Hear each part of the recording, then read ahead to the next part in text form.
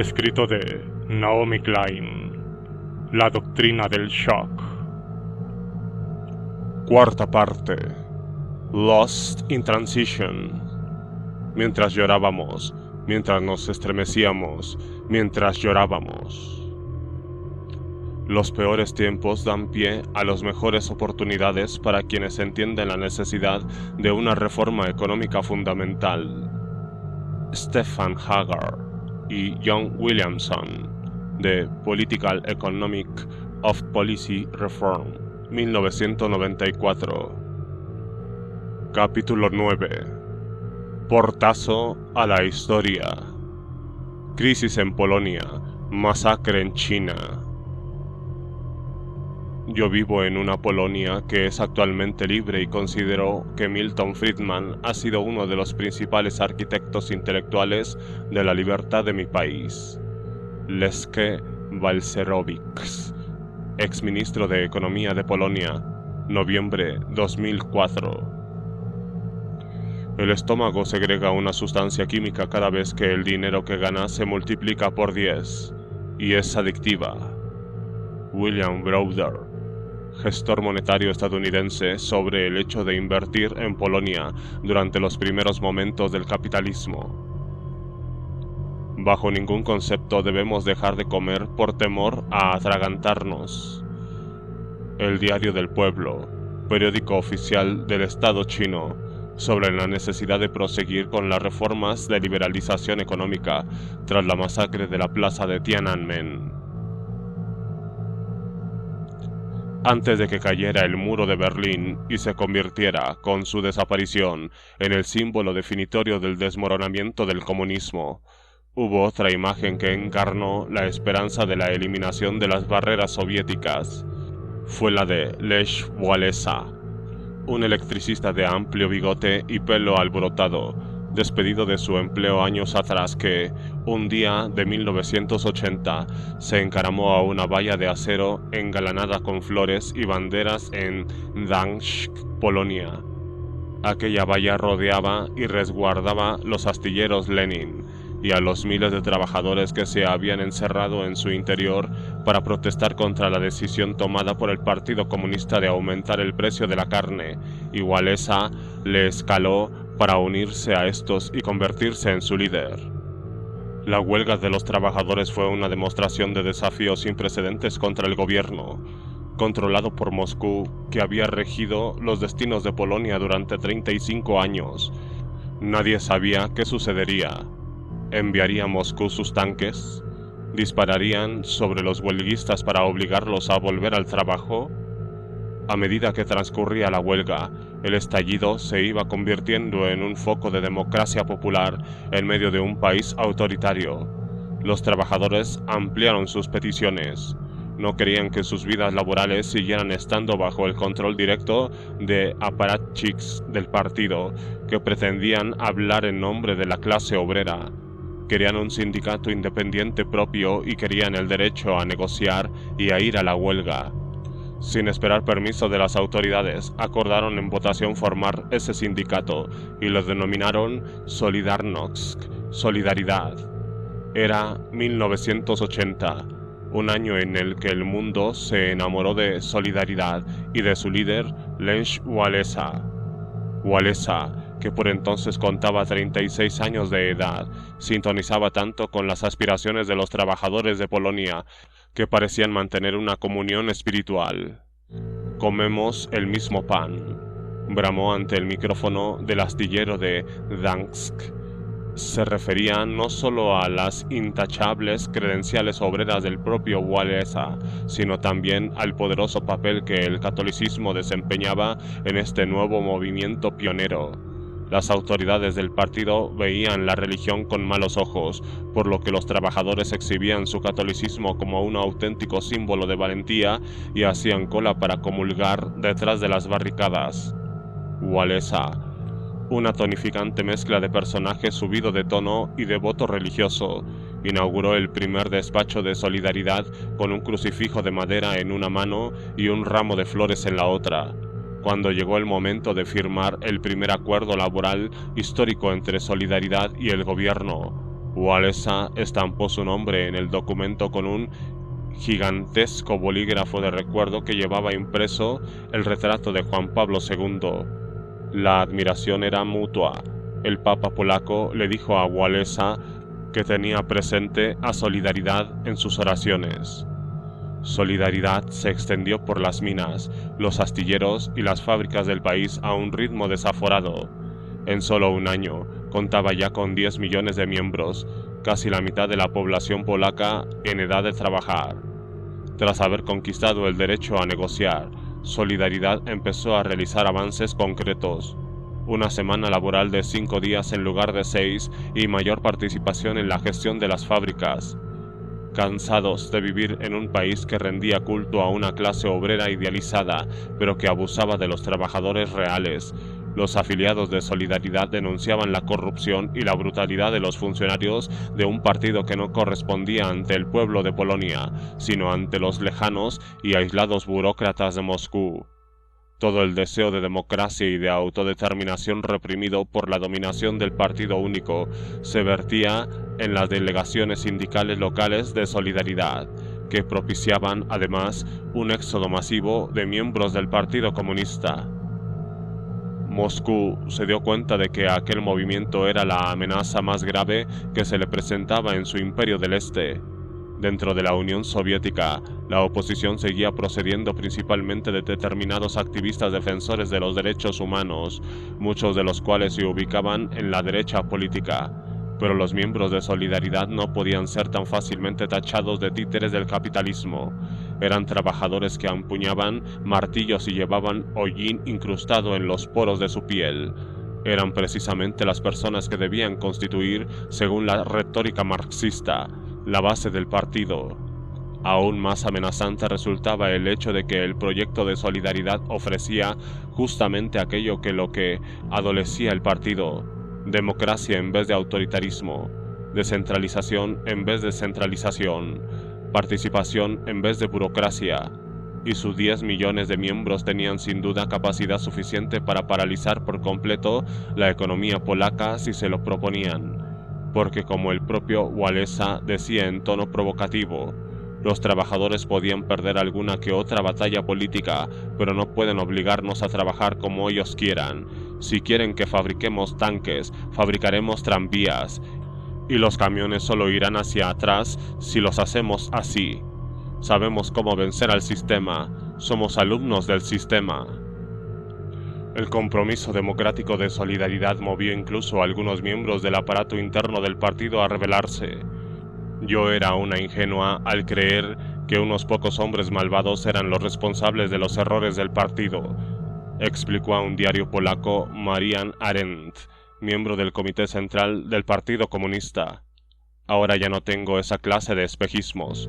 Lo que falla es nuestro aparato en su conjunto, toda nuestra estructura. En septiembre de 1981, los miembros de Solidaridad estaban preparados para llevar su movimiento a una nueva fase. 900 trabajadores polacos se congregaron de nuevo en Gdansk para celebrar el primer Congreso Nacional del Sindicato. Allí, Solidaridad se transformó en un movimiento revolucionario que aspiraba a hacerse con el control del Estado y que presentaba su propio programa económico y político alternativo para Polonia.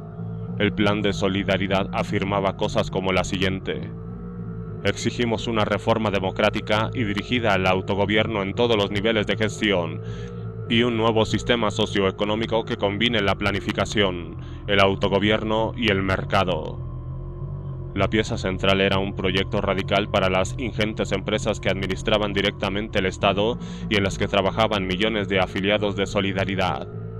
Desligarse del control gubernamental y convertirse en cooperativas democráticas de los propios trabajadores. La empresa socializada, según proponía el programa, debe convertirse en la unidad organizativa básica de la economía. Debe estar controlada por el Consejo de Trabajadores en representación del colectivo y debe estar bajo la administración del director de operaciones, que será nombrado en proceso competitivo y podrá ser revocado por el Consejo. Wałęsa se opuso a esa exigencia porque temía que constituyese un desafío demasiado osado al control del partido y que, como consecuencia, este optase por tomar medidas enérgicas. Pero también hubo quien argumentó que el movimiento necesitaba un objetivo, una esperanza positiva de cara al futuro y no simplemente un enemigo. Walesa perdió aquel debate y el mencionado programa económico pasó a ser la política oficial de Solidaridad. Pero los temores de Walesa acerca de una posible ofensiva gubernamental eran fundados. La creciente ambición de Solidaridad asustaba y enfurecía a Moscú. Bajo una intensa presión soviética, el máximo dirigente de Polonia, el general Wojciech Jaruzelski, declaró la ley marcial en diciembre de 1981. Los tanques del ejército se desplazaron por la nieve y rodearon las fábricas y las minas. Se practicaron miles de arrestos de miembros de Solidaridad y sus líderes, incluido Walesa, fueron detenidos y encarcelados.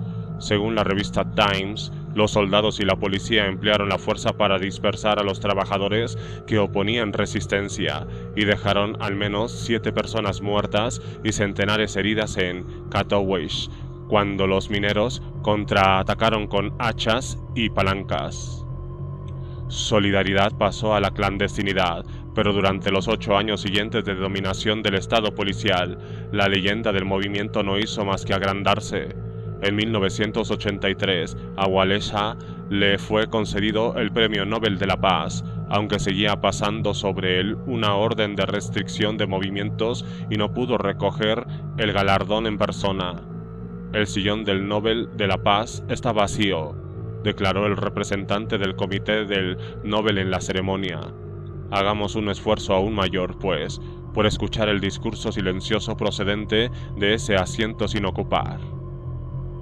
La del espacio vacío fue una metáfora muy apropiada, ya que, por aquel entonces, todos parecían ver en Solidaridad lo que cada uno quería ver.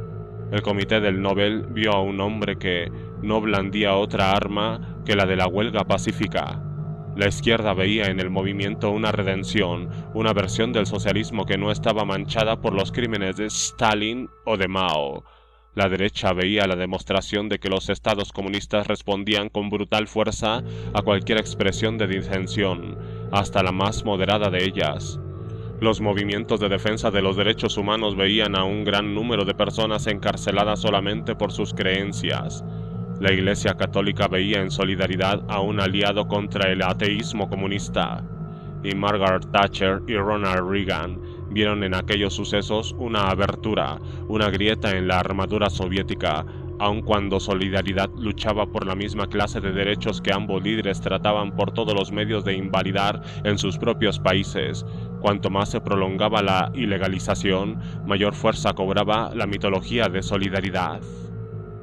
En 1988 ya había remitido el terror provocado por la ofensiva inicial y los trabajadores polacos habían vuelto a organizar huelgas masivas, esta vez con una economía nacional en caída libre y un nuevo régimen moderado en Moscú, el de Mikhail Gorbachev. Los comunistas optaron por ceder, legalizaron Solidaridad y accedieron a celebrar elecciones de inmediato.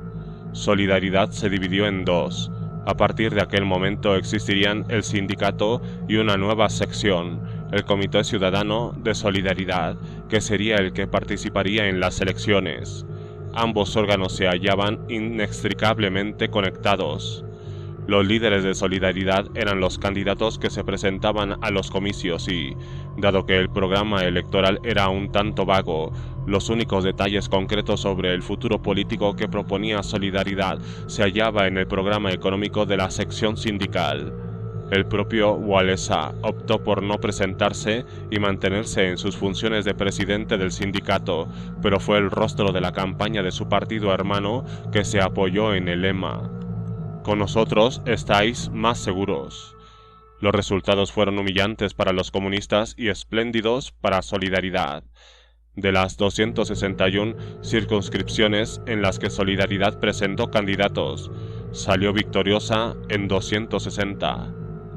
Walesa maniobró desde la trastienda para conseguir que Tadeusz Mazowiecki se hiciera con el puesto de primer ministro.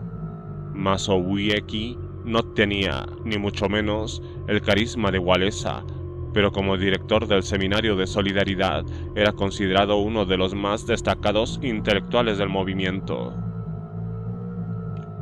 El shock del poder. Como bien acababan de aprender los latinoamericanos, los regímenes autoritarios tienen siempre la costumbre de abrirse a la democracia cuando sus proyectos económicos están al borde de la implosión. Polonia no fue una excepción. Los comunistas llevaban décadas administrando mala economía, cometiendo un desastroso error tras otro, y esta estaba a punto de colapsarse por completo. Para nuestro infortunio, hemos ganado, exclamó Wałęsa en una frase célebre y profética. Cuando Solidaridad accedió al poder, la deuda nacional era de 40.000 millones de dólares. La inflación anual se situaba en el 600%. Se producían episodios graves de escasez de alimentos y el mercado negro prosperaba como nunca. Muchas fábricas producían mercancías que, sin pedido previo ni comprobador alguno, estaban destinadas a pudrirse en los almacenes. La situación hizo que la transición a la democracia de los polacos fuese especialmente cruel. La libertad había llegado por fin, pero pocos tenían tiempo o ganas de celebrarlo porque sus sueldos eran nimios. Dedicaban horas y horas a hacer cola para conseguir harina y mantequilla, suponiendo que aquella semana hubiesen existencias de esos productos en las tiendas. El gobierno de Solidaridad se pasó todo el verano que siguió a su victoria electoral paralizado por la indecisión. La velocidad del desmoronamiento del antiguo orden y el súbito y apabullante triunfo en los comicios había sido auténticas conmociones. En apenas unos meses, los activistas de Solidaridad habían dejado de ocultarse de la policía secreta para convertirse en responsables del pago de los salarios de esos mismos agentes, y además se habían visto aún más sorprendidos al comprobar que apenas disponían de dinero suficiente para abonar las nóminas debidas. En lugar de construir la economía postcomunista con la que había soñado, los líderes del movimiento tenían ante sí la tarea, mucho más apremiante, de evitar una debacle total y una potencial hambruna generalizada. Los dirigentes de Solidaridad sabían que querían poner fin al férreo control estatal sobre la economía, pero no tenían tan claro con qué reemplazarlo. Para las bases militantes del movimiento, aquella era la oportunidad idónea de probar su programa económico. Si las fábricas estatales se transformaban en cooperativas de trabajadores, existía la posibilidad de que volvieran a ser económicamente viables. La gestión de los propios trabajadores podría ser más eficiente, sobre todo sin el gasto añadido que suponían los burócratas del partido. Otras voces abogaban por la misma forma de transición gradual que Gorbachov preconizaba por aquel entonces en Moscú, una lenta expansión de los ámbitos de aplicación de las reglas monetarias de la oferta y la demanda, más tiendas y mercados legales, combinada con un fuerte sector público que siguiera el modelo de la socialdemocracia escandinava. Pero, como ya había sucedido en América Latina, antes de nada, Polonia necesitaba aliviar su deuda y precisaba de ayuda para salir de su crisis más inmediata. En teoría, ese es precisamente el mandato central con el que fue creado el FMI: proporcionar fondos estabilizadores para evitar catástrofes económicas. Si algún gobierno merecía recibir en aquel momento esa clase de salvavidas, era el encabezado por Solidaridad, que acababa de conseguir la primera expulsión democrática de un régimen comunista en 4 décadas. Cabía esperar que, tras toda la retórica antitotalitaria de la Guerra Fría contra los países del otro lado del telón de acero, los nuevos gobernantes de Polonia obtuvieran algo de ayuda. Pero no se les ofreció ninguna asistencia de esa clase. Controlados por economistas de la Escuela de Chicago, el FMI y el Departamento del Tesoro estadounidense veían los problemas de Polonia a través del prisma de la doctrina del shock: una depresión económica y una elevada deuda, complicadas por la desorientación consustancial a un rápido cambio de régimen, significaba que Polonia se hallaba en la posición debilitada perfecta para aceptar un programa de terapia de shock radical. Y lo que estaba económicamente en juego en ese caso era aún más que en América Latina. La Europa del Este era un territorio virgen para el capitalismo occidental. No se podía hablar siquiera de la existencia de un mercado de consumo. Todos sus activos más preciados eran aún propiedad del Estado, candidatos perfectos para la privatización. El potencial de ganancias rápidas para quienes llegasen primero era enorme. Confiados en que cuanto peor fueran las cosas, mayor sería la probabilidad de que el nuevo gobierno aceptase una conversión total al capitalismo sin restricciones, el FMI dejó que el país cayera cada vez más hondo en el pozo de la deuda y la inflación. La Casa Blanca, presidida por George W. Bush, felicitó a Solidaridad por su triunfo frente al comunismo, pero dejó muy claro que la administración estadounidense esperaba que el nuevo gobierno polaco se hiciese cargo de las deudas acumuladas por el régimen que había ilegalizado y encarcelado a sus miembros. El gobierno de Estados Unidos ofreció solo $119 millones en concepto de ayuda, una miseria para un país como Polonia que se enfrentaba al colapso económico y que precisaba de una reestructuración fundamental. En ese contexto, Jeffrey Sachs, que por entonces tenía 34 años, empezó a trabajar como asesor de Solidaridad. Desde sus hazañas bolivianas, el bombo publicitario que rodeaba a Sachs había alcanzado niveles de auténtica fiebre. Maravillado de la capacidad que había demostrado para ejercer como doctor del shock económico para media docena de países sin renunciar a su puesto académico, el periódico Los Angeles Times proclamó a Sachs que aún conservaba el mismo aspecto de participante en el equipo de debate de Harvard, como el Indiana Jones de la economía. En realidad, la labor de Sachs en Polonia se había iniciado ya antes de la victoria electoral de Solidaridad, a petición del propio gobierno comunista. Empezó con una visita de un día durante la que se reunió tanto con el gobierno comunista como con Solidaridad.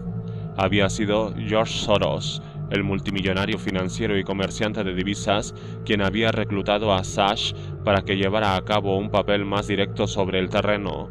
Soros y Sachs viajaron juntos a Varsovia y, una vez allí, Sachs, como recuerda él mismo, les explicó tanto al grupo de Solidaridad como al gobierno polaco que estaría dispuesto a implicarse más a fondo para ayudar a solucionar la cada vez más grave crisis económica. Soros accedió a sufragar los costes del establecimiento de una misión permanente en Polonia de Sachs y de su colega David Lipton, un economista y partidario acérrimo de libre mercado que trabajaba por entonces en el FMI. Cuando Solidaridad arrasó en las elecciones, Sachs empezó su colaboración estrecha con el movimiento. Pese a actuar por libre, es decir, sin estar en la nómina ni en el FMI ni del gobierno estadounidense, Sachs poseía, a ojos de muchos de los principales dirigentes de Solidaridad, poderes casi mesiánicos.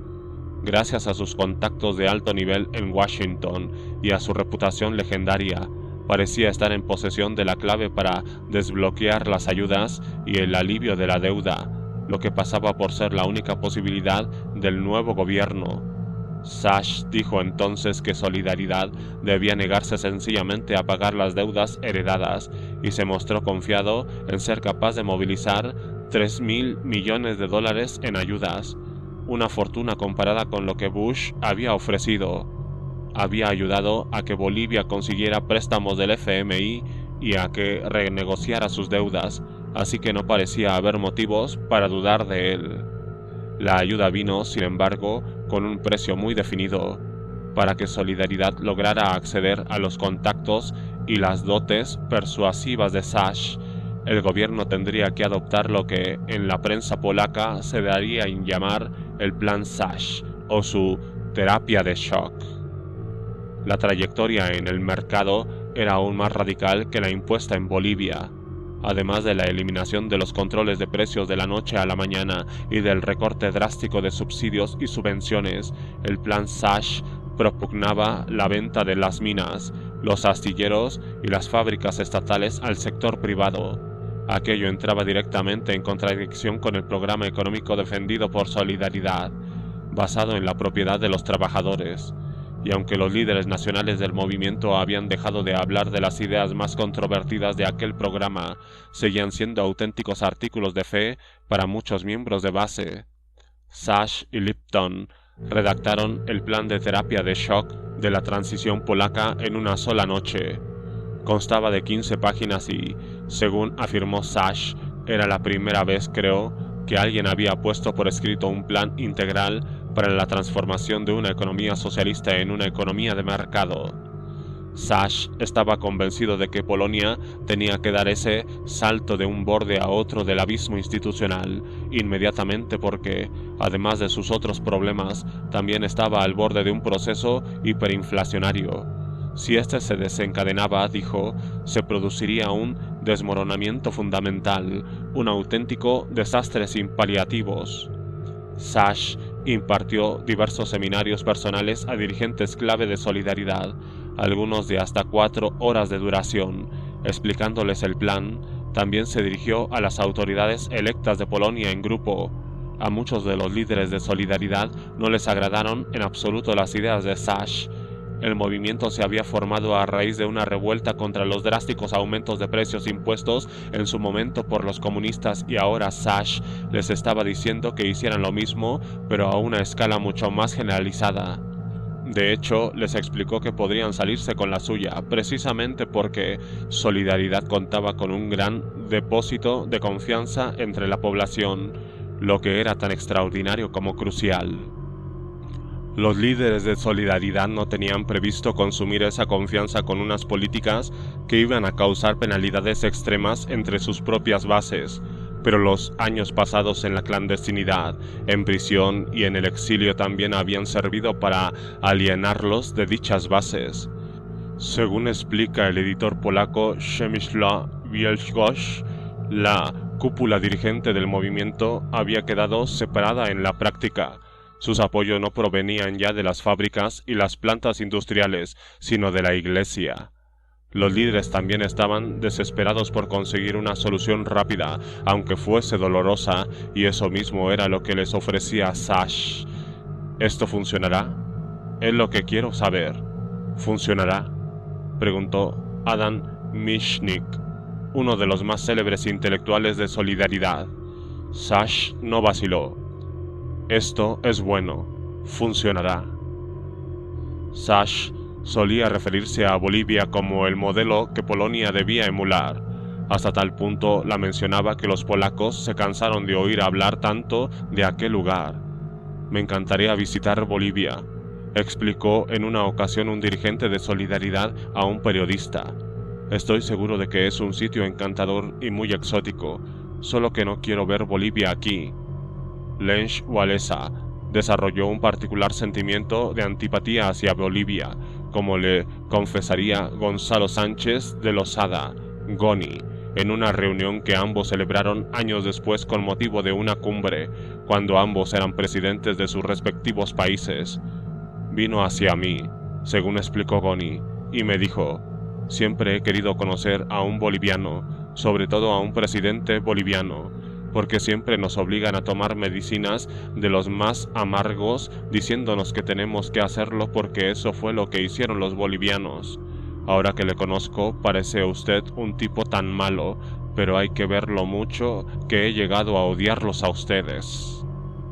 Al hablar de Bolivia, Sash olvidó mencionar que para sacar adelante el programa de terapia de shock, el gobierno del país andino había tenido que imponer el estado de emergencia y, en 2 ocasiones distintas, había secuestrado e internado a los dirigentes del sindicato principal, más o menos del mismo modo que la policía secreta del Partido Comunista había raptado y encarcelado a los dirigentes de Solidaridad al amparo de una declaración de estado de emergencia no mucho antes. La parte más convincente, según muchos recuerdan ahora, fue la promesa de Sash de que, si seguían su duro consejo, Polonia dejaría de ser excepcional y se transformaría en normal. Entiéndase, en un país europeo normal. Si Sash estaba en lo cierto y podía realmente avanzar a toda velocidad hasta convertirse en un país como Francia o Alemania, desguazando las estructuras del viejo Estado, ¿no valía aquel duro esfuerzo la pena? ¿Por qué tomar un camino gradualista hacia el camino que podía torcerse en cualquier momento? ¿O por qué ser precursores de una nueva tercera vía, cuando tenía ante sí aquella versión de europiedad instantánea llamando a su puerta? Sash preveía que la terapia de shock ocasionaría trastornos momentáneos, como consecuencia del repunte de los precios, pero luego se estabilizarían. La gente sabrá cuál es el nuevo terreno que pisa. Sash formó una alianza con el reciente nombrado ministro de Economía polaco, Leszek Balcerowicz, un economista de la Escuela Mayor de Planificación y Estadística de Varsovia. Poco se sabía de la tendencia política de Balcerowicz cuando fue designado para el puesto. Todos los economistas eran oficialmente socialistas, pero pronto se hizo evidente que él se tenía a sí mismo por un miembro honorario de la Escuela de Chicago que se había estudiado minuciosamente una edición ilegal en polaco de Libertad de elegir, de Friedman, y que, según explicó posteriormente el propio Balcerowicz, lo había inspirado a él y a otros muchos para soñar con un futuro de libertad durante los años más oscuros del dominio comunista.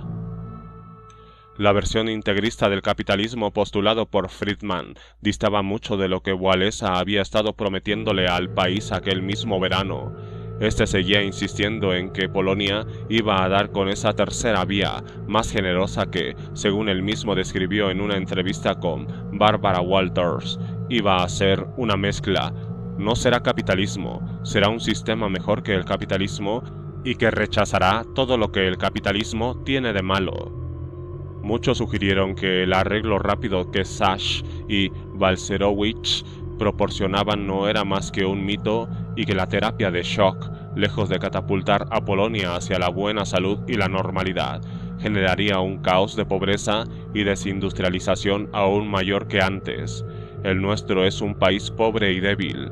No hay forma de que podamos soportar ese shock, explicó un destacado médico y promotor de la sanidad pública al periodista del New Yorker, Lawrence Weissler. Durante los 3 meses siguientes a su histórica victoria en los comicios y a su brusca transformación de proscritos en legisladores, los dirigentes y afiliados que formaban el auténtico núcleo duro de Solidaridad no pararon de debatir, de caminar impacientes de un lado a otro de sus salas de reunión, de hablarse a gritos y de fumar como carreteros, incapaces de decidir qué hacer. A cada día que pasaba, el país se hundía un poco más en la crisis económica. Una adopción muy dubitativa. El 12 de septiembre de 1989, el primer ministro de Polonia, Tadeusz Mazowiecki, tomó la palabra ante el primer parlamento electo del país. El Comité Central de Solidaridad había decidido por fin lo que iba a hacer con la economía, pero solo un reducido número de personas conocían la decisión final. ¿Sería el plan Sash la vía gradualista de Gorbachov o el programa de cooperativas de trabajadores de la propia Solidaridad? Mazowiecki estaba a punto de anunciar el veredicto, pero en medio de su trascendental discurso, antes de que hubiese podido abordar la cuestión más candente a la que se enfrentaba el país, algo empezó a ir mal. El primer ministro comenzó a tambalearse, se aferró al atril y, según un testigo, se puso pálido, respiró con dificultad y se le oyó murmurar: «No me siento muy bien». Sus ayudantes lo retiraron rápidamente del hemiciclo y entre los 415 diputados empezaron a desatarse los rumores. ¿Le había dado un ataque al corazón? ¿Lo habían envenenado? ¿Quiénes? ¿Los comunistas? ¿Los americanos? En el piso de abajo, un equipo de médicos examinó a Mazowiecki y le realizó un electrocardiograma. No era un ataque cardíaco ni veneno. El primer ministro padecía simplemente un episodio de fatiga aguda debido al exceso de estrés y a las pocas horas de sueño. Tras casi una hora de tensa incertidumbre, volvió a entrar en la Cámara Parlamentaria, donde fue recibido con una atronadora ovación. «Discúlpenme», dijo Mazowiecki, con su aire de ratón de biblioteca. Mi estado de salud es el mismo que el de la economía polaca. Y por fin, el veredicto. La economía de Polonia sería tratada de su propia fatiga aguda con una terapia de shock de una clase especialmente radical que incluiría la privatización de las industrias estatales, la creación de mercados bursátiles y de capitales, una moneda convertible y una conversión desde la industria pesada hacia la producción de bienes de consumo, además de recortes presupuestarios. Todo ello practicado a la mayor brevedad posible y de forma simultánea. Si el sueño de solidaridad se había iniciado con aquella enérgica imagen de Wałęsa, encaramándose a la valla de acero del astillero de Gdansk y saltándose al otro lado, la rendición exhausta de Mazowiecki a la terapia de shock representaba el final de aquel sueño. La decisión había sido finalmente una cuestión de dinero. Los miembros de Solidaridad no pensaban que su proyecto de economía basada en cooperativas fuese en absoluto descabellado, pero sus líderes estaban convencidos de que lo único importante era aliviar las deudas heredadas de los comunistas y estabilizar de inmediato la moneda nacional, como dijo por entonces Henryk Buchek, uno de los más destacados defensores del sistema de cooperativas en Polonia. Si tuviéramos tiempo suficiente, podríamos incluso sacar adelante el programa original de Solidaridad, pero no disponemos de tiempo. Sash, mientras tanto, logró el dinero. Ayudó a que Polonia negociara un acuerdo con el FMI por el que consiguió aliviar parte de la deuda y $1.000 millones para estabilizar la moneda. Pero todas las ayudas, y en especial los fondos del FMI, estaban estrictamente condicionadas a que Solidaridad se sometiera a la mencionada terapia de shock. Polonia se convirtió en un ejemplo de libro de la teoría de la crisis de Friedman. La desorientación creada por el rápido cambio político se confabuló con el miedo colectivo generado por la depresión económica, e hizo que la promesa de una cura rápida y mágica, por ilusoria que fuera, resultase demasiado seductora como para rechazarla.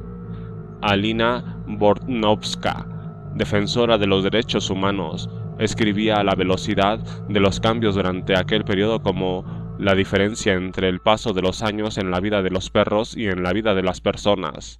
Tal como vivimos actualmente, empezamos ya a presenciar reacciones semipsicóticas.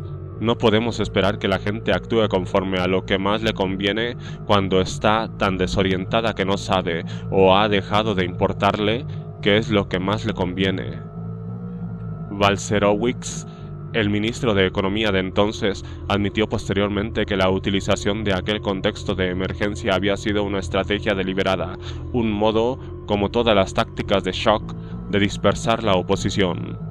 Explicó que si pudo hacer que se aprobara políticas que estaban en las antípodas del proyecto propugnado por Solidaridad, tanto en el contenido como en la forma, fue porque Polonia se hallaba en un periodo que él calificó de política extraordinaria, y definió esta situación como un momento de oportunidad efímero durante el que las reglas de la política normal, consultas, conversaciones, debates, dejan de tener validez, o dicho de otro modo, como un coto antidemocrático dentro de una democracia.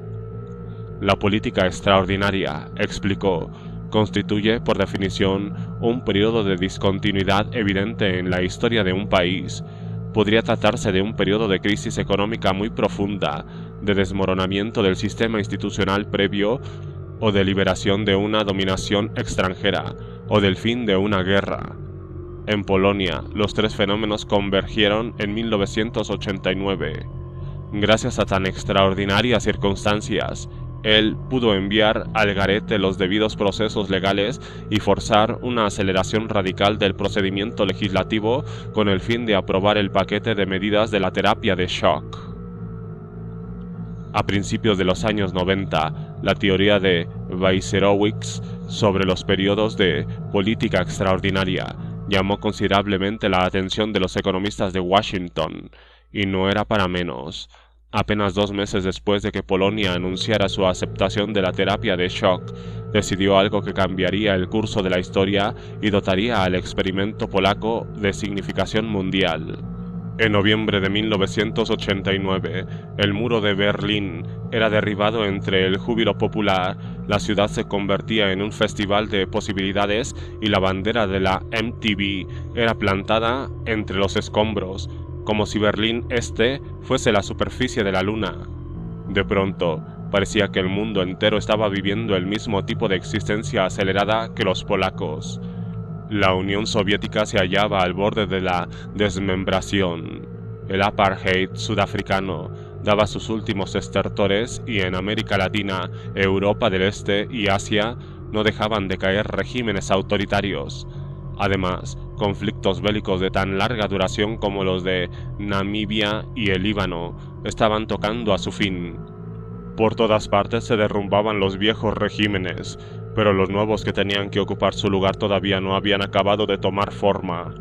Era como si la mitad del mundo hubiese entrado en apenas unos años en un periodo de política extraordinaria o en transición. Como en los años 90 se decía que estaban los países recién liberados suspendidos en una interinidad existencial entre el pasado y el futuro.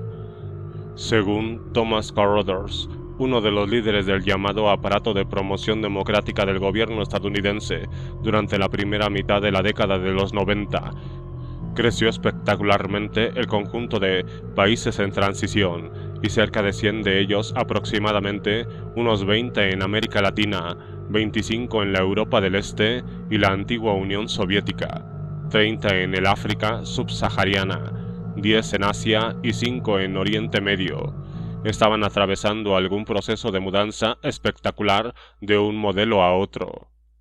Muchos aseguraban que tanto ese flujo como la caída de muros reales y metafóricos supondrían un punto y final para la ortodoxia ideológica. Liberados de dos efectos polarizadores de dos superpotencias enfrentadas, cada país podría por fin elegir lo mejor de cada uno de esos dos mundos y dar con una especie de híbrido entre libertad política y seguridad económica, tal como explicó Gorbachev en su momento. Las múltiples décadas de fascinación por el dogma, de metodología de libro, han tenido su efecto. Hoy queremos introducir un espíritu genuinamente creativo. En los círculos de la escuela de Chicago, toda mención a esa clase de combinaciones ideológicas era recibida con indisimulado desdén. Polonia había demostrado claramente que las transiciones caóticas abren oportunidades para que unos hombres que actúen decididamente y con presteza introduzcan un cambio rápido. Aquel no era momento de andarse con compromisos de keynesianismo híbrido, sino de convertir a los antiguos países comunistas al friedmanismo más puro. El secreto, como el propio Friedman había dicho, era que los fieles de la escuela de Chicago tuvieran ya preparadas sus soluciones cuando todos los demás estuvieran planteándose interrogantes y tratando de reorientarse. En aquel invierno de 1989, tan repleto de acontecimientos, tuvo lugar también una especie de encuentro que reactivó a los adheridos a esa particular cosmovisión. Su lugar de celebración, como no podía ser de otro modo, fue la Universidad de Chicago, y el motivo que lo propició fue un discurso de Francis Fukuyama titulado ¿Are we approaching the end of history? Según Fukuyama, a la sazón uno de los principales encargados de la política del Departamento de Estado de Estados Unidos, la estrategia de los partidarios del capitalismo sin limitaciones era obvia: no discutir con los miembros del sector de la tercera vía, sino declararse victorioso de antemano por si acaso. Fukuyama estaba convencido de que no debían abandonarse las posturas extremas, ni hablar de combinar lo mejor de dos mundos, ni tratar de buscar un acuerdo intermedio. La caída del comunismo, según explicó al público allí asistente, no nos estaba conduciendo a un fin de la ideología, ni a una convergencia entre capitalismo y socialismo, sino a una victoria sin paliativos de liberalismo económico y político. Lo que había llegado a su fin no era la ideología, sino la historia como tal. La charla había sido patrocinada por John M. Olin, uno de los más veteranos financiadores de la cruzada ideológica de Milton Friedman y costeador también de la explosión de think tanks de orientación derechista. Las sinergias eran las adecuadas, ya que Fukuyama no estaba haciendo más que repetir una vieja afirmación friedmanita, que los mercados libres y los pueblos libres forman un proyecto conjunto inseparable.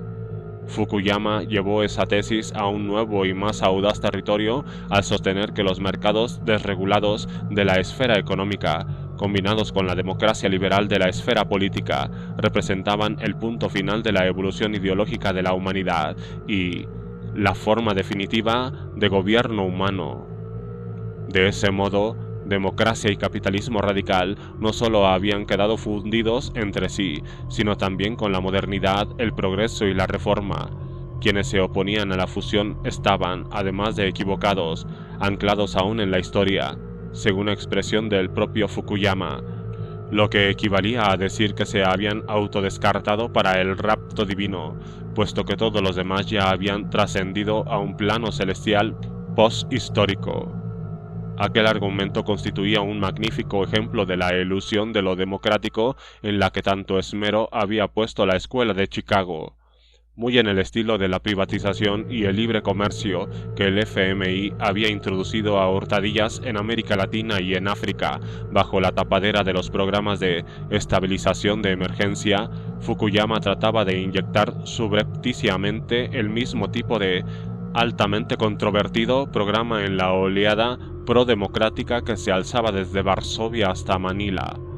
Lo cierto, como bien observaba Fukuyama, era que existía un consenso emergente e irreprimible en torno a la idea de que todas las personas tienen derecho a gobernarse a sí mismas democráticamente, pero solo en las fantasías más alocadas del Departamento de Estado podía entenderse que ese deseo de democracia viniese acompañado de un clamor ciudadano por un sistema económico paralelo que eliminase las protecciones laborales y provocase despidos masivos. Si en algo había verdadero consenso, era en que para las personas que dejaban atrás las dictaduras, tanto de derecha como de izquierda, la democracia significaba tener por fin voz en todas las decisiones importantes y no ver impuesta unilateralmente y por la fuerza la ideología de unos terceros. Dicho de otro modo, el principio universal que Fukuyama denominó la soberanía del pueblo incluía la soberanía de ese pueblo para elegir cómo distribuir la riqueza de su país, y eso abarcaba tanto el destino de las empresas de propiedad estatal como la financiación de la escuela y los hospitales. En todo el mundo, los ciudadanos estaban más que listos para ejercer sus poderes democráticos, que tanto esfuerzo les habían costado conseguir, y para convertirse al fin en los autores de sus propios destinos nacionales. En 1989, la historia estaba dando un giro excitante y estaba entrando en un periodo auténticamente abierto y repleto de posibilidades. De ahí que no fuese coincidencia que Fukuyama, desde su posición privilegiada en el Departamento de Estado, eligiera precisamente aquel momento para intentar cerrar de golpe el libro de la historia. Tampoco fue casualidad que el Banco Mundial y el FMI escogieran aquel mismo año tan volátil para desvelar el llamado Consenso de Washington en un claro intento de poner freno a toda discusión y debate, abre cualesquiera ideas económicas que no estuvieran guardadas dentro de la caja de caudales de libre mercado. Aquellas eran estrategias de contención de la democracia, destinadas a debilitar toda autodeterminación improvisada por tratarse, esta entonces como siempre, de la mayor amenaza para la cruzada de la escuela de Chicago. El shock de la plaza de Tiananmen.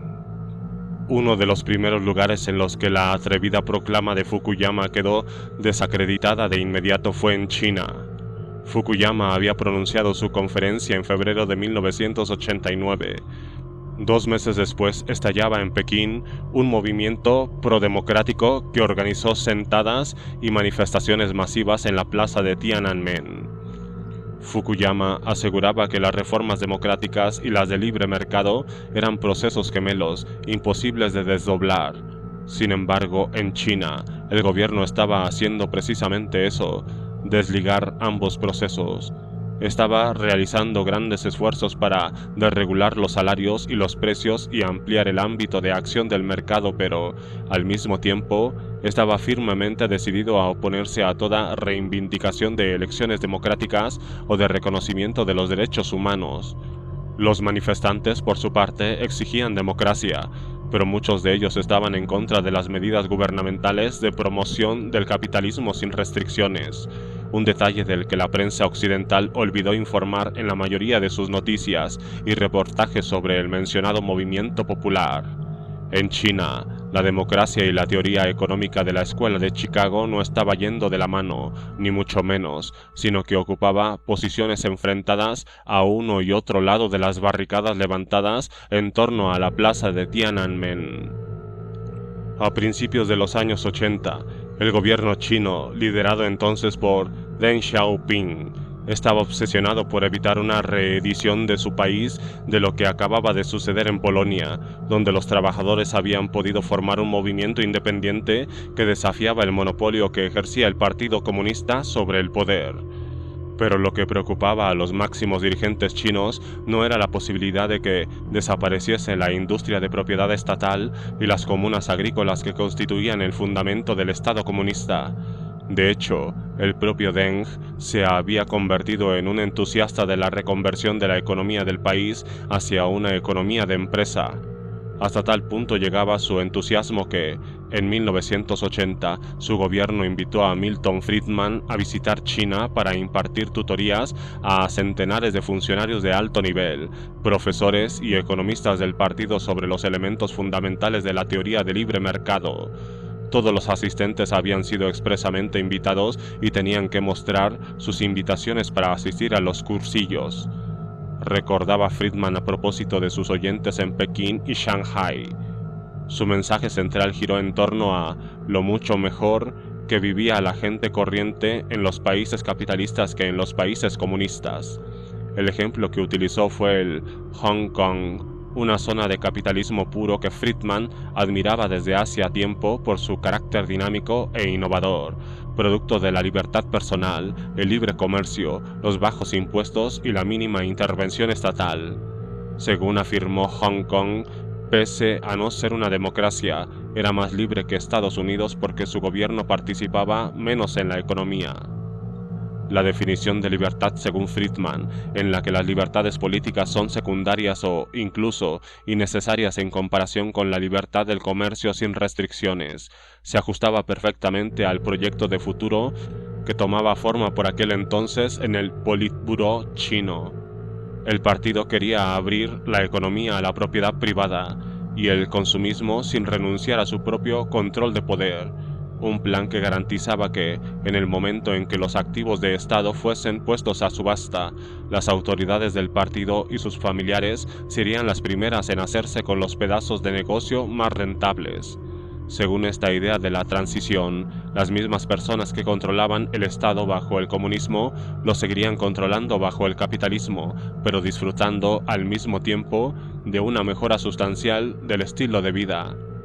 El modelo que pretendía emular el gobierno chino no era el de Estados Unidos, sino más bien el de Chile de Pinochet.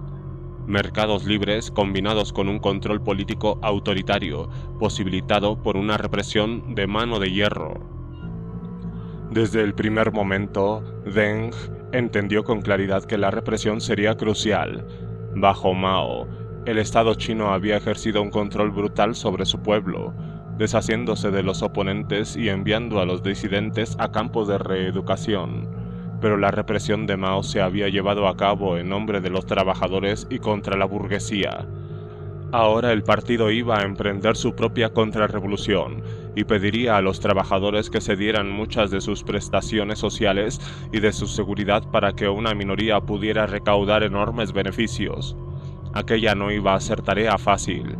Por eso, en 1983, al tiempo que abría el país a las inversiones extranjeras y reducía las protecciones oficiales para los trabajadores, Deng ordenó la creación de la Policía Armada Popular, un nuevo cuerpo antidisturbios de carácter móvil, sin una base de operaciones fija y formado por 400.000 agentes con la misión de aplastar todo indicio de delito económico, o sea, huelgas y manifestaciones.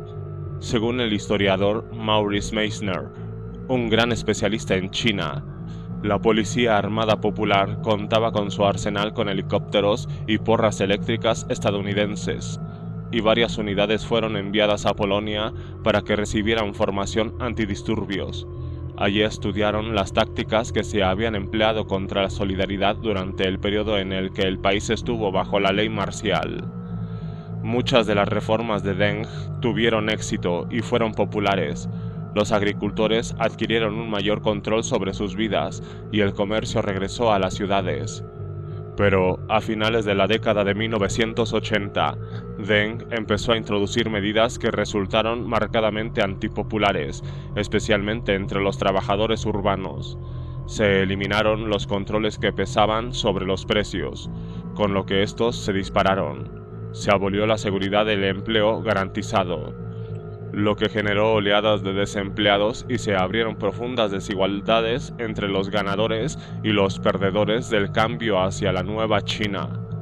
En 1988, el partido, que estaba topando con una fuerte reacción negativa, se vio obligado a dar marcha atrás aparte de sus medidas de desregulación de precios.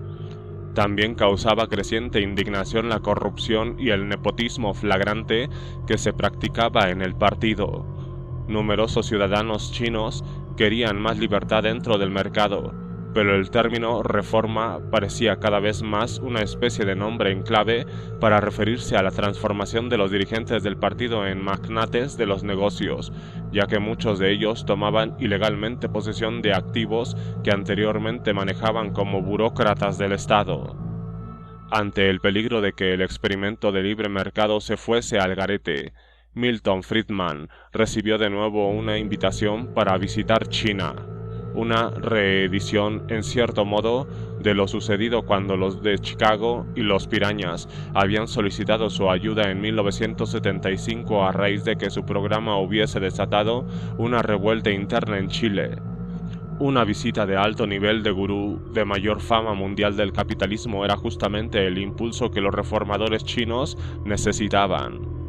Cuando Friedman y su esposa, Rose, llegaron a Shanghai en septiembre de 1988, quedaron deslumbrados por la rapidez con que la China continental se iba asemejando cada vez más a Hong Kong. Pese a la rabia contenida que se respiraba en la base social del país, todo lo que vieron no hizo más que confirmar su fe en el poder del libre mercado. Friedman describió aquel momento como el periodo más esperanzador del experimento chino. En presencia de los medios de comunicación oficiales del Estado, Friedman se reunió durante 2 horas con Xiao Shibang, secretario general del Partido Comunista, y con Jiang Zemin, futuro presidente chino y entonces secretario del Comité del Partido de Shanghai. El mensaje de Friedman a Jiang tenía reminiscencias de aquel otro consejo que el propio economista había dado a Pinochet cuando el proyecto chileno empezó a ir de capa caída. No se pliegue a las presiones y no se inmute. Yo hice especialmente hincapié en la importancia tanto de la privatización y los mercados libres como del hecho de que se liberalizase de golpe, recordaba Friedman. En un memorando al secretario general del Partido Comunista, Friedman puso el acento en la necesidad de más, no menos, terapia de shock. Los pasos iniciales de China hacia la reforma han tenido un éxito espectacular. China puede hacer progresos aún más extraordinarios si pone más énfasis en los mercados privados libres.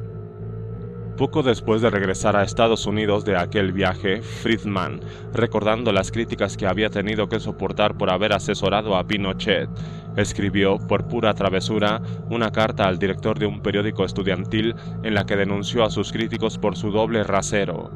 Friedman explicaba que acababa de pasar 12 días en China, fundamentalmente como un invitado de diversos organismos gubernamentales, y se había reunido con altos dirigentes del Partido Comunista, y sin embargo, esas reuniones no habían provocado indignación alguna entre los defensores de los derechos humanos en las universidades estadounidenses, según señalaba Friedman.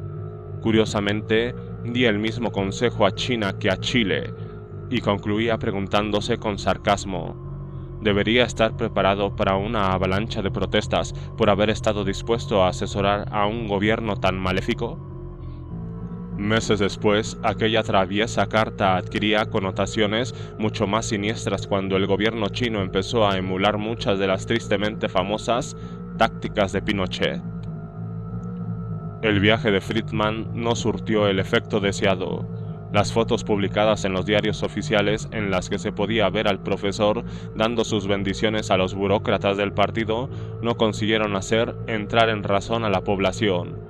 En los meses siguientes, las protestas se volvieron más firmes y radicales. Los signos más visibles de la oposición eran las manifestaciones de estudiantes en huelga en la plaza de Tiananmen. Estas históricas protestas fueron descritas de forma casi unánime en los medios internacionales como una confrontación entre unos estudiantes modernos e idealistas, deseosos de la implantación de libertades democráticas de corte occidental, y la vieja guardia autoritaria que pretendía salvaguardar el Estado comunista.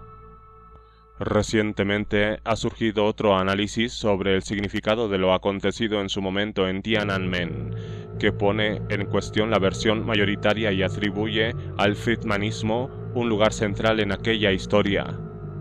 Este relato alternativo ha sido propuesto, entre otros, por Wang Hui, uno de los organizadores de las protestas de 1989 y que es hoy uno de los más destacados intelectuales de la conocida como Nueva Izquierda de China. En su libro China's New Order, publicado en 2003, Wang explica que los manifestantes reunían a una amplia representación de sectores diversos de la sociedad china y no solo a estudiantes universitarios de élite. También había obreros industriales, pequeños empresarios y profesores. Lo que encendió las protestas, según recuerda, fue el descontento popular con los cambios económicos revolucionarios de Deng, consistentes en una reducción salarial y una subida de precios, y que causaron una crisis de despidos masivos y desempleo. Según Wang, estos cambios actuaron de catalizador de movilización social de 1989. Las manifestaciones no iban dirigidas contra el hecho de que se produjera una reforma económica, sino contra la naturaleza específicamente friedmanita de las reformas, su velocidad, su carácter implacable y el carácter marcadamente antidemocrático del proceso. Wang dice que la petición de elecciones y de libertad de expresión que hacían los manifestantes estaba estrechamente ligada a esa otra discrepancia en el apartado económico. Lo que impulsaba la demanda de democracia era el hecho mismo de que el partido estuviese imponiendo cambios de alcance revolucionario sin el más mínimo consentimiento popular previo. En ese sentido, Wang escribe que lo que se pedía en general eran medios democráticos para supervisar la equidad del proceso de reforma y de reorganización de las prestaciones sociales. Estas peticiones obligaron al Politburó a decantarse por una opción clara y determinada. La alternativa no era, como tantas veces se ha dicho, entre democracia y comunismo, o entre reforma y vieja guardia. La decisión pasaba por un cálculo más complejo. ¿Debía el partido llevar adelante su programa de libre mercado a toda costa, lo que significaba pasar por encima de los cadáveres de los manifestantes si era necesario? ¿O debía ceder a las peticiones de democracia de estos, ceder su monopolio sobre el poder y arriesgarse a un serio revés en su proyecto económico? Algunos de los reformistas de libre mercado que había dentro del partido, entre los que destacaba el secretario general Zhao Zibang, parecían dispuestos a apostar por la democracia, convencidos de que la reforma económica y la política podían ser aún compatibles.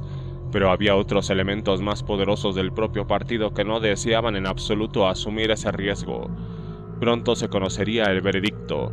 El Estado iba a proteger su programa de reforma económica aplastando a los manifestantes. Ese fue el claro mensaje que el gobierno de la República Popular China transmitió cuando, el 20 de mayo de 1989, declaró la ley marcial. El 3 de junio, los tanques del Ejército Popular de Liberación avanzaron contra las concentraciones de protesta disparando indiscriminadamente sobre los manifestantes. Los soldados irrumpieron violentamente en los autobuses en los que se refugiaban numerosos estudiantes manifestados y los golpearon con sus porras. Otro conjunto de tropas atravesó las barricadas que protegían la plaza de Tiananmen. donde los estudiantes habían erigido una estatua representativa de la diosa de la democracia y detuvieron a los organizadores. Por todo el país tuvieron lugar redadas similares al mismo tiempo. Nunca tendremos estimaciones fiables del número de personas muertas y heridas durante aquellos días. El partido admite únicamente unos cuantos centenares, pero los testimonios de los testigos visuales de los hechos en aquel entonces sitúan la cifra de muertos entre los 2.000 y los 7.000, y la de heridos hasta en 30.000. Lo que siguió a las protestas fue una caza de brujas nacional contra todos los críticos y los oponentes del régimen. Unos 40.000 fueron arrestados, miles acabaron en prisión y muchos de ellos, puede que centenares, fueron ejecutados. Como ya sucediera en América Latina, el gobierno reservó su represión más dura para los obreros industriales que representaban la amenaza más directa para el capitalismo desregulado. La mayoría de los arrestados y prácticamente todos los que fueron ejecutados eran obreros. El sometimiento sistemático de los detenidos a palizas y a tortura se convirtió en una práctica ampliamente publicitada con el fin evidente de aterrorizar a la población, según escribe Maurice Meissner. La masacre fue tratada mayoritariamente en la prensa occidental como un nuevo ejemplo de la brutalidad comunista. Del mismo modo que Mao había liquidado a sus oponentes durante la Revolución Cultural, ahora Deng, el carnicero de Pekín, aplastaba a sus críticos bajo la atenta mirada del retrato gigante de Mao. En uno de sus titulares, el Wall Street Journal afirmaba que las duras medidas tomadas por China amenazan con retrasar el impulso reformista de los últimos 10 años. Como si Deng hubiese sido un enemigo de aquellas reformas y no su más dedicado defensor, hasta el punto de estar decidido a llevarlas a un nuevo y más audaz terreno. 5 días después de la sangrienta ofensiva represora, Deng pronunció un discurso ante la nación y dejó meridianamente claro que lo que estaba protegiendo con aquella actuación no era el comunismo, sino el capitalismo. Tras tachar a los manifestantes de grupo donde se refugiaban buena parte de los desechos de la sociedad, el presidente chino confirmó el compromiso del partido con la terapia de shock económica. En resumidas cuentas, esto era una prueba y la hemos superado, dijo Deng, y añadió: quizás este episodio negativo nos permita seguir adelante con la reforma y con la política de puertas abiertas a un ritmo mejor y más constante, incluso más rápido. No nos hemos equivocado, no hay ningún error en los 4 principios esenciales de la reforma económica. Si algún problema existe al respecto, es que dichos principios no han sido implementados aún de manera suficientemente exhaustiva. Orville Schell, un académico y periodista experto en China, resumió la opción tomada en aquel momento por Deng Xiaoping del modo siguiente: tras la masacre de 1989, lo que vino a decir en realidad fue que no iba a poner freno a la reforma económica, pero que sí pondría fin, en la práctica, a toda reforma política. Para Deng y el resto del Politburó, las posibilidades del libre mercado habían pasado a ser ilimitadas, del mismo modo que el terror de Pinochet había despejado las calles para dejar paso a su cambio revolucionario. Tiananmen había allanado el camino para la transformación radical sin que hubiera ya temor alguno de rebelión. Si a los agricultores y a los obreros la vida les resultaba más difícil a partir de entonces, tendrían que aceptarlo en silencio o enfrentarse a la ira del ejército y de la policía secreta. Y así, con la población sumida en un estado de salvaje terror, Deng pudo emprender reformas más radicales que no había abordado hasta aquel momento. Antes de los sucesos de Tiananmen, el líder chino se había visto obligado en algún momento a suavizar algunas de las medidas más dolorosas. 3 meses después de la masacre, les reimpuso y llevó a la práctica también varias de las recomendaciones de Friedman que aún no había instaurado, como la desregulación de los precios. Para Wang Hui, existe un motivo obvio por el que las reformas de mercado que no se habían podido poner en marcha a finales de los años 80 pudieron llevarse adelante sin problemas en el entorno posterior a 1989. Ese motivo, según escribe, es que la violencia de 1989 sirvió para frenar la agitación social originada por aquel proceso, por lo que el nuevo sistema de precios pudo tomar definitivamente forma. El shock de la masacre, por decirlo de otro modo, fue el que hizo posible la terapia de shock. En los 3 años siguientes a aquel baño de sangre, la nuez china se abrió a la inversión extranjera gracias especialmente a las zonas de exportación especiales constituidas por todo el país. Al anunciar estas nuevas iniciativas, Deng recordó al país que, de ser necesario, no se escatimarían medios para eliminar cualquier posible agitación futura tan pronto como aparezca. Podrían así introducirse desde la ley marcial hasta otros métodos más severos. Esa en concreto fue la oleada de reformas que transformó a China en el taller industrial de mano de obra barata del mundo y, por tanto, en la ubicación preferida de las plantas de producción subcontratadas por prácticamente todas las multinacionales del planeta. Ningún país ofrecía condiciones más lucrativas que China: impuestos y aranceles reducidos, autoridades corruptibles y, por encima de todo, una mano de obra abundante y escasamente remunerada que, durante muchos años, no iba a querer arriesgarse a exigir salarios dignos ni las protecciones laborales más básicas por miedo a las más violentas represalias. Para los inversores extranjeros y para el partido, este ha sido un arreglo con el que todos han salido ganando. Según un estudio de 2006, el 90% de los 1.000 millonarios de China, calculados en yuanes chinos, son hijos de funcionarios del Partido Comunista. Son en total aproximadamente unos 2.900. Estos vástagos del partido, conocidos como los Principitos, controlan una riqueza valorada en unos 260.000 millones de dólares estadounidenses.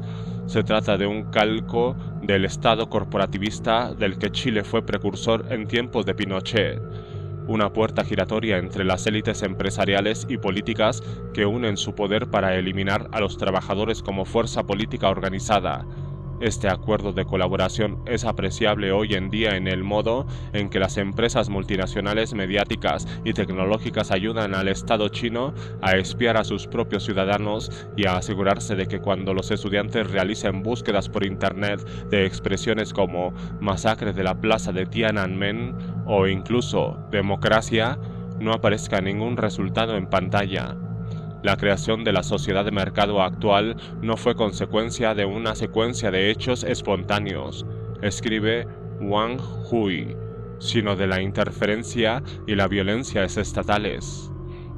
Una de las certezas que reveló Tiananmen fue la asombrosa similitud entre las tácticas del comunismo autoritario y las del capitalismo de la Escuela de Chicago por su voluntad común de hacer desaparecer a los oponentes, de borrar toda resistencia del panorama para empezar de nuevo. Pese a que la masacre se produjo solo unos meses después de que hubiera animado a las autoridades chinas a sacar adelante unas políticas de libre mercado dolorosas e impopulares, Friedman nunca tuvo que hacer frente a una avalancha de protestas por haber estado dispuesto a asesorar a un gobierno tan maléfico. Y, como siempre, no aprecio conexión alguna entre el asesoramiento que él mismo había facilitado y la violencia necesaria para llevarlo a la práctica. Friedman condenó la represión a la que había recurrido China sin dejar de mencionar a aquel país como ejemplo de la eficacia de las medidas de libre mercado a la hora de promover tanto la prosperidad como la libertad. En una extraña coincidencia, la masacre de la plaza de Tiananmen tuvo lugar el mismo día que la aplastante e histórica victoria electoral de Solidaridad en Polonia, el 4 de junio de 1989. Cada uno de esos países constituyó, en cierto sentido, un caso de estudio muy distinto de la doctrina de shock. Ambas naciones tuvieron que recurrir al shock y al miedo para imponer una transformación de libre mercado. En China, donde el Estado empleó métodos de terror descarnado, la tortura y el asesinato, El resultado fue, desde la perspectiva del mercado, un éxito rotundo. En Polonia, donde solo se recurrió al shock de la crisis económica y del cambio rápido, y no hubo violencia manifiesta, los efectos del shock acabaron apagándose y los resultados fueron mucho más ambiguos. Puede que en Polonia la terapia de shock fuese impuesta después de las elecciones, pero en realidad supuso una burla del proceso democrático, ya que contradijo directamente los deseos de la aplastante mayoría de los votantes que habían apoyado a Solidaridad. En 1992, por ejemplo, un 60% de los polacos continuaba oponiéndose a la privatización de la industria pesada. En defensa de sus impopulares acciones, Sash aseguró que no había tenido elección y equiparó su papel al de un cirujano en un quirófano. Cuando alguien entra en la sala de urgencias de un hospital con un paro cardíaco, el médico no puede más que abrirle el pecho por el esternón, sin preocuparse por las cicatrices que eso le dejará, dijo. De lo que se trata es de que su corazón vuelva a latir, y el médico lo deja todo perdido de sangre, pero no le queda otra opción. Sin embargo, en cuanto los polacos empezaron a recuperarse de la cirugía inicial, comenzaron a plantearse preguntas acerca del médico y del tratamiento. La terapia de shock no había causado en Polonia los trastornos momentáneos que Sash había previsto, sino una depresión en toda regla. La producción industrial se redujo en un 30% durante los 2 años siguientes a la primera ronda de reformas. A consecuencia de los recortes en el gasto público y del alud de importaciones baratas que inundaron el país, el desempleo se disparó y, en 1993, ya había alcanzado el 25% en algunas zonas, un escenario desgarrador para un país que, durante el comunismo, y pese a los múltiples abusos y penurias de aquel régimen, no tenía paro declarado. El desempleo ya no desaparecería ni siquiera cuando la economía nacional recuperara la senda del crecimiento y acabaría enquistándose en forma de mal crónico. Según las cifras más recientes del Banco Mundial, Polonia tiene una tasa de paro del 20%, la más elevada de la Unión Europea. Para las personas de menos de 24 años, la situación es aún mucho peor. Un 40% de los trabajadores jóvenes se encontraba en paro en 2006, el doble de la media del conjunto de la Unión Europea. Más espectacular todavía es el número de personas que se hallaban en situación de pobreza. En 1989, el 15% de la población polaca vivía por debajo del límite de pobreza. En 2003, el 59% de la población polaca había caído por debajo del umbral. La terapia de shock, que había socavado las protecciones laborales y había encarecido considerablemente la vida diaria de los ciudadanos, abrió un camino que no condujo a Polonia a convertirse en un país europeo normal, con la legislación laboral fuerte y las prestaciones sociales generosas de los países europeos normales, sino que trajo las mismas disparidades abismales que habían acompañado a la contrarrevolución allí donde ésta había triunfado, llámese Chile o China. El hecho de que fuese Solidaridad, el partido construido por los propios obreros manuales de Polonia, la que supervisara la creación de esa infraclase permanente, representó una amarga traición que engendró un profundo sentimiento de cinismo e ira en el país que nunca ha llegado a disiparse del todo. Los dirigentes de Solidaridad suelen minimizar ahora las raíces socialistas del partido. Wałęsa ha llegado incluso a afirmar que él ya sabía en 1980 que tendrían que construir el capitalismo. Karol Modzelewski, militante e intelectual de Solidaridad que pasó 8 años y medio en las cárceles comunistas, replica airado: «Yo no habría pasado ni una semana en prisión por el capitalismo, menos aún 8 años y medio». Durante el primer año y medio de gobierno de Solidaridad, los trabajadores creyeron a sus héroes cuando estos les garantizaron que las penalidades serían temporales, una parada necesaria en el camino que llevaría a Polonia a la Europa moderna, Incluso ante un desempleo desbocado, lo más que organizaron fue un puñado de huelgas, a la espera paciente de que el apartado terapéutico de aquella terapia de shock hiciese efecto. Al ver que la recuperación prometida no llegaba, los miembros de Solidaridad se sintieron sencillamente confusos. ¿Cómo podía haberles traído su propio movimiento un nivel de vida peor que el existente bajo el comunismo? Solidaridad me defendió en 1980 cuando fundé un comité sindical, explicaba un obrero de la construcción de 41 años, pero cuando acudí a ellos en busca de ayuda esta vez, me dijeron que tenía que aguantar por el bien de la reforma. Tras unos 18 meses de periodo de política extraordinaria en Polonia, las bases de Solidaridad dijeron basta y exigieron que se pusiera fin al experimento. La extrema insatisfacción reinante se reflejó en un acusado incremento del número de huelgas. En 1990, cuando los obreros aún le daban un voto de confianza a Solidaridad, solo hubo 250 huelgas. En 1992 ya fueron más de 6.000. Frente a esa presión desde abajo, el gobierno se vio obligado a ralentizar sus planes de privatización más ambiciosos. A finales de 1993, año en el que se produjeron casi 7.500 huelgas, el 62% de toda la industria de Polonia seguía siendo pública. El hecho de que los trabajadores polacos lograsen frenar la privatización íntegra de su país significa que, por duras y penosas que fueran las reformas, aún pudieron haber sido mucho peores. La oleada de huelga salvó sin duda centenares de miles de empleos que se habrían perdido si todas esas empresas supuestamente ineficientes hubiesen cerrado o hubiesen sido sometidas a expedientes de regulación de empleo y a reducciones drásticas de plantilla para su posterior venta a manos privadas. Curiosamente, fue a partir de entonces cuando la economía de Polonia empezó a crecer con rapidez, lo que demostró, según el destacado economista polaco y antiguo miembro de Solidaridad, Tadeusz Kowalik, que quienes tanto afán parecían poner en demostrar la ineficiencia y la obsolescencia de las empresas estatales estaban evidentemente equivocados. Además de las huelgas, los trabajadores polacos hallaron otro modo de expresar su enfado con sus antiguos aliados de Solidaridad. Emplearon la democracia por la que habían luchado para castigar al partido de forma decisiva en las urnas, un castigo del que no se libró el otrora amado líder Lech Walesa. La dramática derrota se materializó el 19 de septiembre de 1993, cuando una coalición de partidos de izquierda, la Alianza de la Izquierda Democrática, que incluía también a los antiguos comunistas, obtuvo el 66% de los escaños del Parlamento. Para entonces, Solidaridad ya se había fragmentado en fracciones enfrentadas.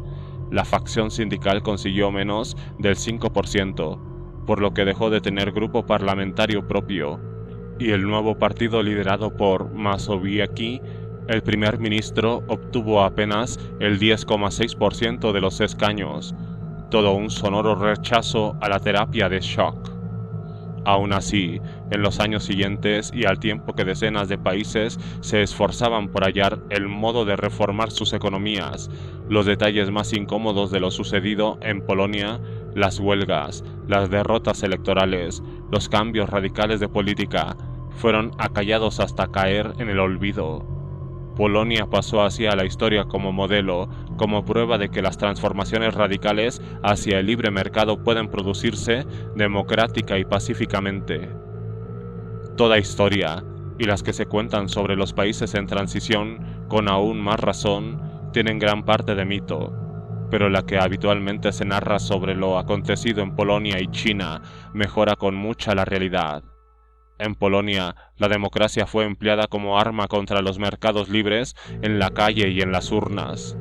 En China, por su parte, el impulso del capitalismo sin restricciones arrolló a la democracia en la plaza de Tiananmen, pero el shock y el terror desataron uno de los booms inversores más lucrativos y sostenidos de la historia moderna.